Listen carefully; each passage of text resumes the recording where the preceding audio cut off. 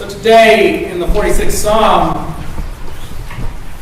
we heard those words, the nations are in uproar, and the empires totter. God thunders, and the earth melts. Sometimes, these days, it feels just like that, and yet we, of course, have to go on with our normal lives. And we have to think about those other issues, the basic ones that take up our days. Surround the children, as Luther Burbank, with every possible cheer. I do not mean to pamper them. They need the winds just as plants do, to strengthen them and make them self-reliant. But surround them with all the beautiful things you can. And I would have the child reared in love. Love must be the basis for all our work with the race. Now maybe it's just because it's Lent. Or maybe it's because, and perhaps more likely, because it's the tail end of winter with its very real cold winds finding their way through the cracks in our windows. But it feels like there have been more than enough of the metaphorical winds these days to knock us around, to make us pull inward, to force us to greet the world with a guardedness that we may not even recognize in ourselves. But fortunately, I think there is also a part of us that still does reach out. It wants to find the light in the darkness, even in the midst of the chaos around us, the busyness that pushes us from place to place, and the weight of our concerns at home, at work, at school, or in the rapidly changing and rather stressful political environments. That part of us that still reaches out, the hopeful part of our souls, knows what it is looking for. Knows what it is looking for and is seeking out the signs of change, the glimmer of light that may just mark the beginning of better days. So Ash Wednesday and today, the first Sunday in Lent, are traditionally two such signs. It is the beginning of a time where, regardless of what else is going on, the church actually practices reaching out. They are powerful signs in their own way, and both carry with them the seriousness of that Holy Week story, the Easter story, too, of death and resurrection. But those aren't the only signs that we use, and perhaps in times like this, they aren't even the best ones for everyone. After all, given the state of the world, we need to find ways to sustain ourselves in difficult conversations. We need support as we deal with our own inner and outer turmoil in the constant fight to create a world of peace and of justice. When we may not feel like we are finding much of each. Now, I know we've talked about this before. Effective progress still feels elusive. And we seem to circle back to the problem all the time in church discussions. Even though on a local level and in our own individual efforts, we are continuously discovering ways to work together.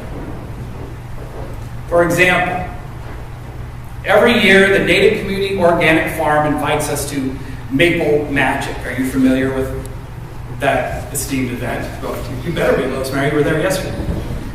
They invite us to Maple Magic, which is a fundraiser and community event that succeeds every year based on the expectation that residents of this town and this neighborhood will support its institutions. And that those institutions that we belong to will then support each other. And it doesn't just happen in those sort of formal ways, too, either. Like, there are other ways. The Dungeons and Dragons Club has the same dynamic. There we agree to improvise a story together. We don't have to, but we do. Or the Natick High School musical that wrapped last night, where each person on the stage and behind the stage, and even the audience in front of it, has made the promise to do their part to bring those characters and that story to life. These are all great things. But they aren't really the sort of groups that are the problem in the first place, are they? It is a challenge to work together. It's a challenge to do these things. But it is a greater challenge when the relationship between people is longer and deeper and more open-ended. There's a big difference between working on a limited project with limited roles and an obvious shared benefit like we do in Dungeons and Dragons or sports or community events or the theater.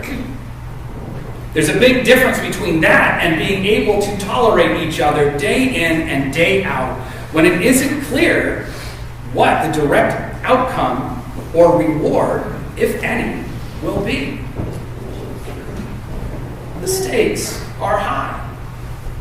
All of us are at some level aware that many people are tired.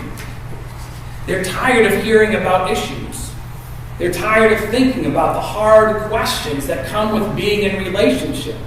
Of having, in some sense, to be not just our brother's keeper or our sister's keeper, but to hold some responsibility for the stranger. There are days when all of us are tired.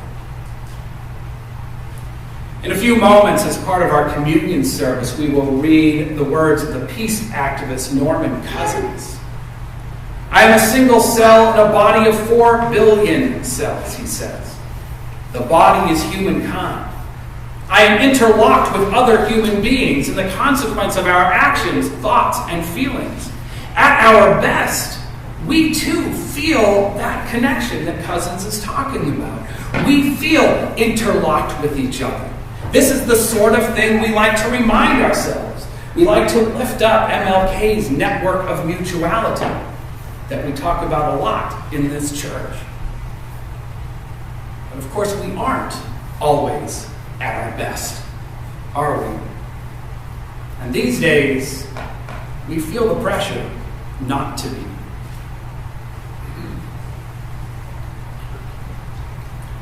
Fact is, this Lent, we need to find ways to be out in the world, doing what we need to do for justice. And yet we also need to find ways to refuel. We need to develop rituals and practices that prevent us from hiding and sustain us in our efforts. We need, that is, to find ways to enjoy ourselves and to enjoy each other. And even to enjoy those people with whom we have little in common. Now, some of these ways can be specific and in some way traditional. It is Lent, after all. I, for example, am giving up alcohol for Lent and taking on physical activity. You can tease me about that later. But it reminds me, these practices remind me of what is essential to life and what is not. But other disciplines can be more general, less traditional. I, for example, hope to include and expand a suggestion that we heard from our reading from Luther Burbank today. Burbank tells us to surround our children with all the beautiful things that we can, and we shouldn't just stop with the children, should we? We need to do the same for ourselves. We need to do the same for each other. It is good to seek out the beauty in our lives, to seek out different perspectives and the beauty in them. And finding the beauty in our own beliefs helps us in our quest for understanding and dialogue. For if we seek those things, if we find the beautiful in ourselves that we never seem to get enough of as children, and make it part of our lives now, we can see the beauty in others too. And then by pointing out and engaging in those things, by sharing them even in the midst of argument, we open doors that would otherwise be shut. Now, I mentioned earlier the Islamic Center dinner. And recently, many of us went over to the Islamic Center, the one in Wayland, in order to seek a better understanding of the faith of our neighbors. Now, when we do this sort of event, when we encounter something different, the tendency is to get all excited about the many ways that our lives are the same. Right? We get into seeking common ground. And of course, there are many ways we are exactly the same as the folks at the mosque. How could we not be? We live in suburban Boston, after all. We go to the same schools. We shop at the same stores. We work in the same jobs, at the same businesses. And we root for the Red Sox, and the Patriots, and the Bruins, and the Celtics. Maybe not in that order. It's up to you. I think the true strength in our dialogue, in that moment, came from somewhere else. When we saw not the commonalities, that we were all nice suburban folks and cute suburban families, but instead the differences. When we saw the differences and recognized that many of those differences are still beautiful. Like when we took off our shoes to enter what we would call the sanctuary. Or when we heard the call to prayer and the chanting recitation of the Quran. Or when our host told us the story of the Hajj, the pilgrimage to Mecca. Why would we only find the holy in our sameness when it is there in our diversity? The practice of Lent is practice for life. So we should practice finding the beautiful. We step out into the world, and then we step back to reflect and to learn. We seek the divine in ourselves, and we seek it in others as we share ourselves. Being human in this way, being fully human, is a high-risk proposition. We risk anger. We risk pain. We risk loss and diminishment.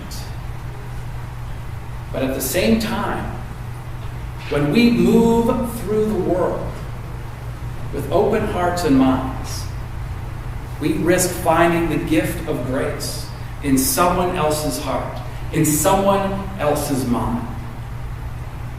And then, sustained by that grace, we can once again enter the world in life. Amen.